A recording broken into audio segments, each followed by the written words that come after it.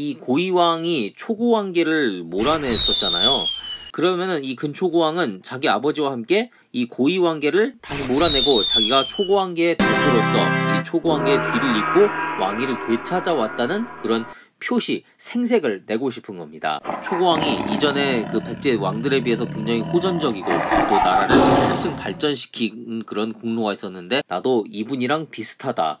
그리고 이분의 뒤를 따르려 한다라는 뜻으로 가까울 근자를 붙이죠.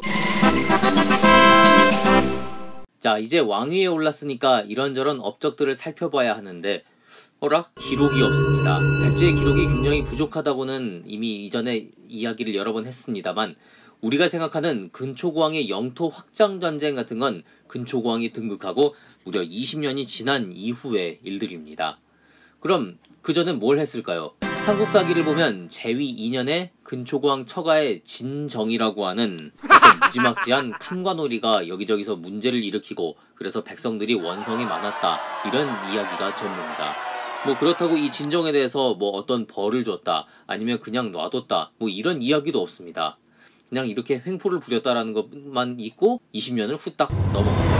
자, 대륙백제 지난번 시간에도 책계왕, 분서왕 때도 이야기했습니다만은 대륙백제를 주장하는 역사가들은 이 20년을 대륙백제에서 찾기도 합니다.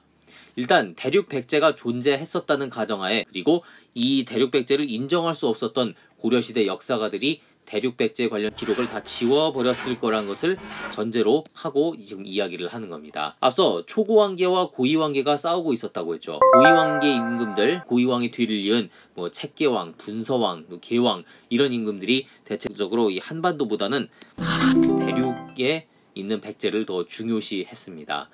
책계왕, 분서왕 저 전부 이 대륙 쪽을 지키려다가 부자가 중국 쪽에 의해 다 암살이 됐습니다. 그렇다면 거기에 맞서는 이 초고왕계, 어쨌든 근초고왕의 입을 빌리자면은 초고왕계가 다시 고이왕계로부터 왕위를 빼앗아 왔죠. 이 아무래도 대륙보다는 한반도 쪽을 더 지키려고 했을 겁니다. 왜? 서로 맞서는 정적들끼리는 웬만해선 다 반대인 법이잖아요. 심지어는 반대를 위한 반대까지도 하는 법인데 우리나라도 보면 여당과 야당이 싸울 때 여당 입장에서 야당이 다 싫다. 그런데 야당이 주장하는 것 중에 여당이 봤을 때도 옳은 거지만 반대를 위한 반대를 하기 위해서 그것들까지도 무조건 반대하는 그런 경우도 있습니다. 자, 그런 것처럼 초고왕계였던 근초고왕의 입장에서는 대륙보다는 한반도를 더 중시하려고 했을 겁니다. 그런데 막상 계왕을 죽이고 왕위를 차지해보니까 기존의 이 대륙백제도 무시할 수는 없습니다. 단지 정치적인 입장 때문에 멀쩡히 좋은 땅 다 중국에 날려버릴 수는 없잖아요. 그런데 이때 중국 상황이 어땠느냐? 앞서 그 도표를 봤었죠. 이 당시 고구려는 16대 고구원왕의 시대였습니다. 근데 이전에 우리가 고구려 진도를 할 때 고구원왕 초반에 중국에서는 서진이 멸망하고 그리고 이렇게 동진으로 내려왔죠. 나머지 세력이 동진으로 내려오고요. 북쪽에서는 선비족들이 연나라를 세워서 계속 고구려를 괴롭히고 있었습니다. 아까 전에 전진 보셨죠? 모용황의 전진 나왔었는데요. 그 선비족도 다시 모용선비, 우문선비, 단선비 정말 정신이 없을 정도입니다. 그만큼 중국은 굉장히 혼란했던 그런 시기였습니다. 그런데 이런 상황에서 대륙에 있는 백제를 다 놔두고 한반도로 간다. 이거야말로 정신 나간 거죠. 자, 중국은 지금 서로 뺏고 뺏기는 그런 마당입니다. 혼란한 틈인데 그런 때 가서 자리를 지켜야만 하는 겁니다. 그렇지 않으면 언제든지 그러지 않아도 중국 지금 주인 있는 땅도 뺏으려고 하는 마당에 이걸 그냥 놔둘 리가 없겠죠.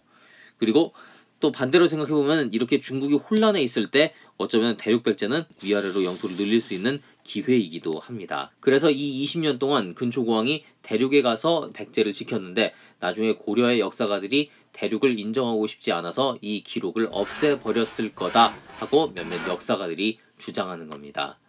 자, 지금 제가 했었던 이야기는 전부 대륙에 백제가 있다는 전제하에 하는 이야기인데 이게 제가 이전 시간에도 대륙백제에 대한 이야기를 했습니다만 아예 근거가 없다고 할 수가 없습니다. 지금 이 근초고왕 때는 아니지만 나중에 17대 아신왕 때 가보면은 일본의 문물 전해준 왕인 박사 잘 아시죠? 우리가 어린 시절부터 백제의 역사를 다룰 때 반드시 등장하는 인물인데 이 일행 중에 중국인이 들어있었대요. 그러니까 백제에서 일본으로 문물을 전해주는데 여러 그 사신 일행에 중국인이 끼어 있었다는 거죠. 시를 짜는 그 배틀 전문가였는데 여기에 중국인을 보낼 수 있을 정도라면은 그만큼 중국인들에게도 백제 정부가 영향을 미쳤다는 이야기고 여기서 대륙 백제의 존재를 생각할 수 있지 않나 하는 겁니다. 그리고 이게 우리 쪽의 기록이 아니고 우리가 이런 중국 사람들을 보냈었다 이게 아니라 일본 사서의 기록입니다. 일본 사서에 뭐 중국 사람인 누가 사신으로 같이 왔었다 이런 기록이 남아있는 겁니다. 또 있습니다. 이 시기를 다룬 중국 사서인 북사에는 백제가 양쯔강 일대를 장악했다 이런 기록이 있고요. 또 이 시기를 다룬 역사서였던 남제서, 송서 같은 책에도 백제가 이쪽 일대에 관직을 세우고 관리를 임명했다 이런 기록들이 있다고 합니다.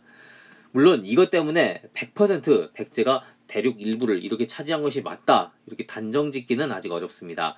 하지만 계속 연구가 필요한 부분이고 또 없다고 하기에는 그렇지 않은 증거들이 계속 나오고 있습니다.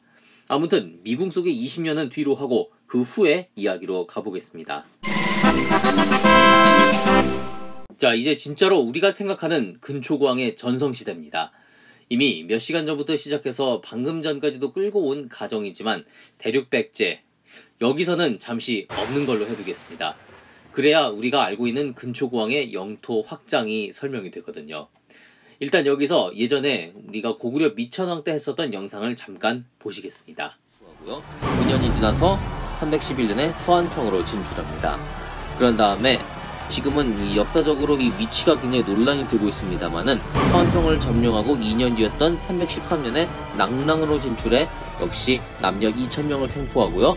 이듬해에는 314년 대방을 차지합니다. 자, 여기서 낭랑 대방할 때 우리는 지난번 백제 역사를 얘기할 때 낭랑과 대방이 약 이쯤에 있는 것으로 이야기를 했습니다. 그래서 지금 여기 지도에도 이렇게 표시가 되어 있는 것 같습니다만은 또 어떤 지도에는 대륙 백제를 인정하지 않는 경우에는 낭랑과 대방이 이쯤, 여기 말갈이라고 써있는 이쯤에 위치한 것으로 인식을 해서 미천왕이 이쪽으로 진출했다 이렇게 이야기를 하기도 합니다.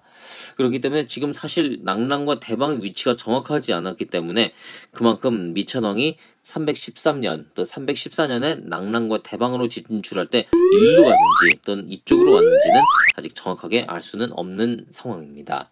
아무튼 낭랑과 대방을 정복하고요. 그리고 드디어 자, 잘 보셨나요? 이야기에서처럼 고구려와 백제 사이에는 낭랑군이 있었습니다. 그런데 이 미천왕이 이들을 축출했죠. 그러면 일단 고구려는 영토를 이렇게 더 넓히는 겁니다. 낭랑을 쫓아냈으니까.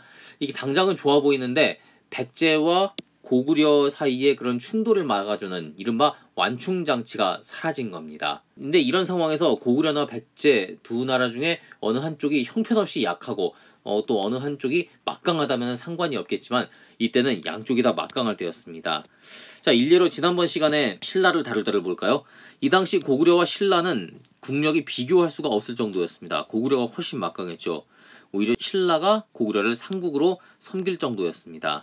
신민배 대비해서 군사적인 도움을 크게 받고 있었죠. 그렇기 때문에 두 나라는 평화를 유지할 수가 있었습니다. 그런데 고구려와 백제의 경우에는 힘이 어느 정도 대등했거든요.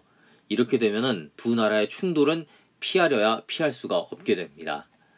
근초고왕도 이를 예감했는지 일단 고구려를 제외한 다른 나라들과 먼저 친교 관계를 맺어둡니다. 내 편을 만들어야지 그들이 나중에 가서도 우리가 어려움에 처해졌을 때 도와주지는 못할 망정 공격을 해오진 않겠죠. 그래서 근초고왕은 먼저 고구려와의 그 침입을 예견했었던 것 같은데 제위 21년 그리고 23년에는 이곳 신라에 또 27년과 28년에는 지금 여기 안 보입니다만은 중국 동진에 아까 전에 지도에서 보셨죠? 중국 동진에 사신을 파견합니다. 그러니까 이렇게 전선을 형성을 해두는 겁니다. 그래서 언제 있을지 모를 그 고구려의 침입에 대비를 하는 거죠. 이게 제위 21년, 23년에 신라의 사신을 파견했고요. 그리고 중국의 동진에 사신을 파견한 것은 27년, 28년 때였습니다. 요 사이 시기였던 제위 24년인 369년 9월 두 나라의 충돌이 시작됩니다.